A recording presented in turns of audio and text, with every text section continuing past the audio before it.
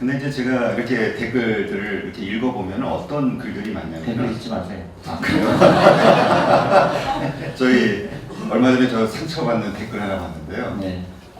우리 방송 홍보를 보고 어떤 분이 그렇게 남기셨더라고요. 두 분이 너무 닮으셨어요. 상처를 많이 받았어요. 우리 와이프는 이런 얘기 하시는 분들이 있더라고요. 나 역시 10년 전에 어떤 주식을 샀는데 지금 마이너스 60%다. 뭐 이런 얘기 하시는 분들이 있어요. 그러니까 뭐냐면 이렇게 얘기를 보면은 대표님이 하시는 말씀을 잠깐 좀 오해를 하시는 게 한국의 기업을 아무거나 이렇게 사서 오래 가지고 있다고 해서 이게 올라가는 게 아니잖아요. 좋은 기업을 선택해야 되고 생각하시는 그 가치 있는 기업의 기준에 맞아야 되잖아요. 대표님이 선택하시는 기업에 투자할 때 선택하시는 기준이 뭘까요? 굉장히 어렵지 않아요. 그러니까 여러분들이 친구랑 동업할 때 예를 들어서 친구랑 커피숍을 차린다 그러면 어떤 게 제일 중요하죠? 신뢰감이죠. 이 친구가 속이지 않을까? 이 친구가 돈 잘 벌게 됐는데 그것도 돈 빼돌리지 않을까? 그렇죠. 그리고 그 친구의 얼마나 부지런한 사람인가. 마찬가지 주식도 내가 주식을 취득할 때는 동업하는 거와 똑같은 거거든요. 그러니까 주식도 산다는 거는 종이를 사는 게 아니에요. 내가 회사의 일부분을 취득하는 거잖아요. 너무너무 좋은 거죠. 내가 자본가가 되는 시작이죠. 너무너무 익사이팅한 거예요. 잠을 못 잘수록 기분이 좋은 거예요. 내가 이 회사에 내가 예를 들어서 A라는 회사가 너무너무 마음에 드는데 그 회사 주인이 될 수 있다는 건 너무너무 행복한 거 아닌가요? 그러면 이 회사가 돈을 잘 벌고 있는 회사라 그러면 내가 거기에 참여를 해야 되겠지. 예를 들어서 내가 흔하게 얘기하는 게 미국에서 교육하는 게 그렇게 교육해요. 매일 맥도날드 가잖아요. 친구들하고 매일 맥도날드 먹잖아요. 야, 그러면 그 중에 하루는 맥도날드 먹는 돈은 맥도날드 주식을 사야 되겠다. 그러면 그때부터 내 돈이 일하기 시작하는 거죠. 내가 맥도날드와 동업을 하는 거예요. 너무나 당연한 거죠. 그렇게 이해하는 사람은 사교육비 쓸 수가 있어요, 없어요? 못 써요. 너무 아까운 돈이에요. 바보 같은 돈인 거예요. 쓰레기통에 갖다 버리는 거예요.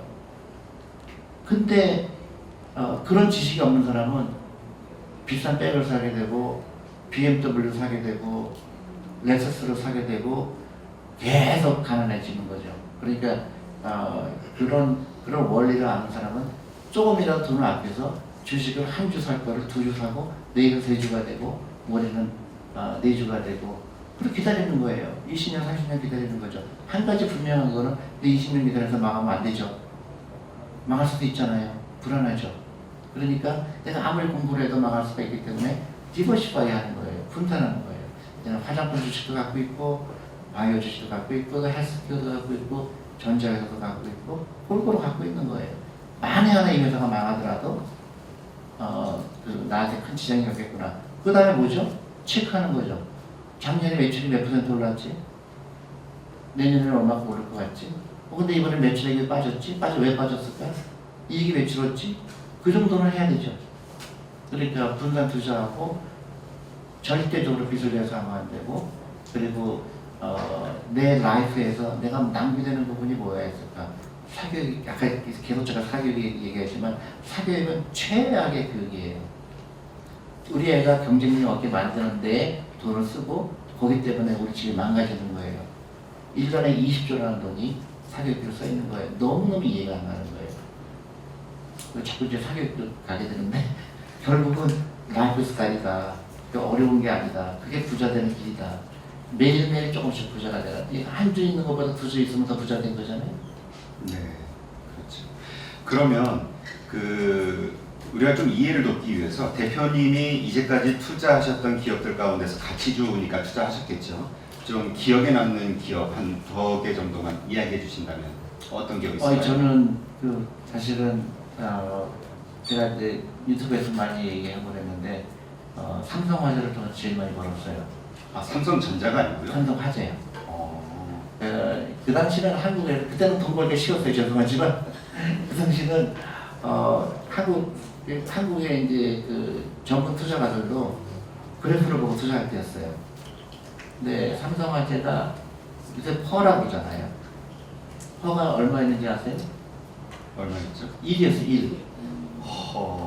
그러니까 아무리 머리가 나쁜 사람도 삼성화재만 갖고 있었으면은 한 300배 벌었어요. 그러니까 1억 투자했으면 300억이 된 거죠. 근데 그게 이제 장기 투자를 이해하는 사람과 단기 투자를, 그러니까 예를 들어서 10,000원 주고 샀는데 11,000원 되면은 팔면 자기가 천재인지 알죠. 이틀 만에 10% 벌었어요. 그죠?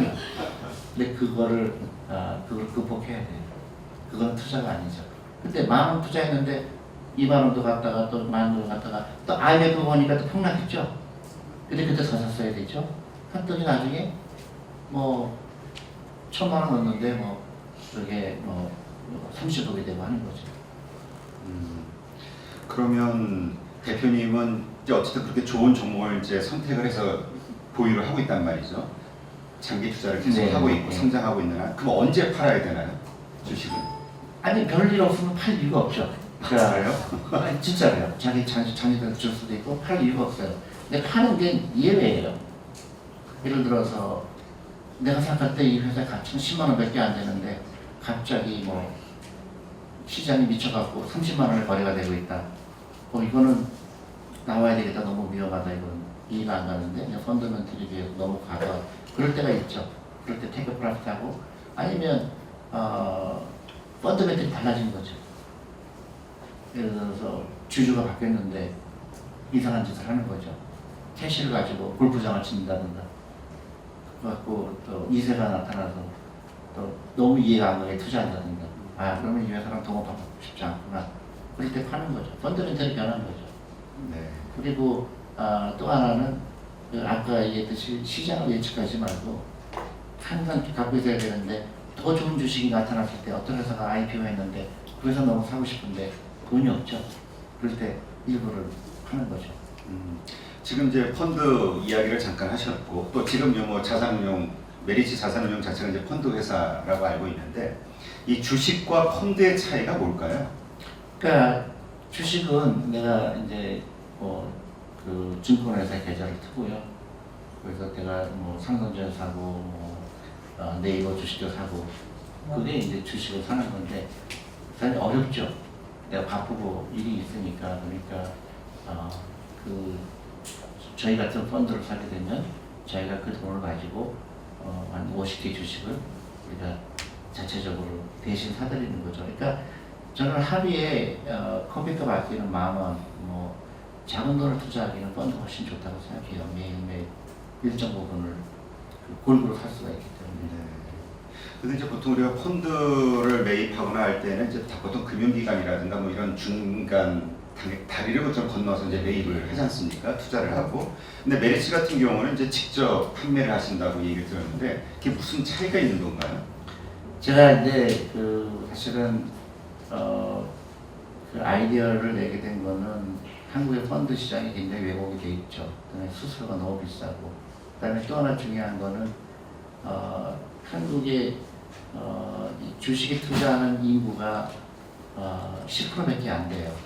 나머지 90%는 어쩔 수 없이 가난한 라이프가 대를 이룰 수밖에 없다는 제가 결론을 내려서 가장 싸게, 가장 쉽게 하는 방법을 찾자. 근데 너무나 다행히 이제 이 테크놀로지가 발달됐잖아요. 그래서 이 앱을 통해서 하루에 10,000원씩 하는 그런 사람들이 지금은 저희 고객이 한 10,000명 정도 되는데요.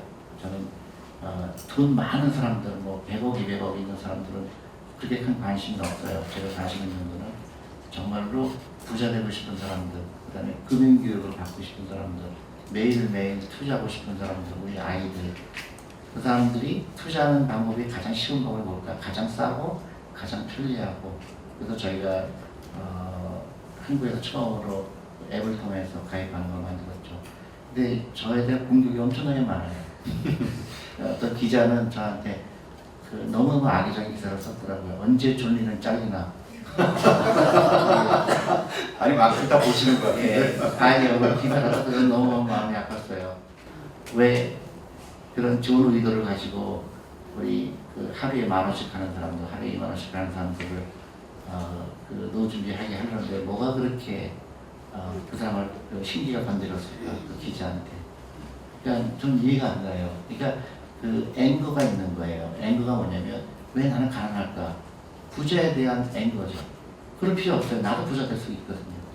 네, 라이프 스타일만 바꾸면 나도 부자가 될 수 있어요. 그리고 한국에서 가난할 수밖에 없는 굉장히 좋은 이유가 또 있어요. 한국에서 보면 미국에서 보지 못했던 것들이 있어요. 너무나 부정적인 말들이 많아요. 소확행, 욜로, 또 삼포.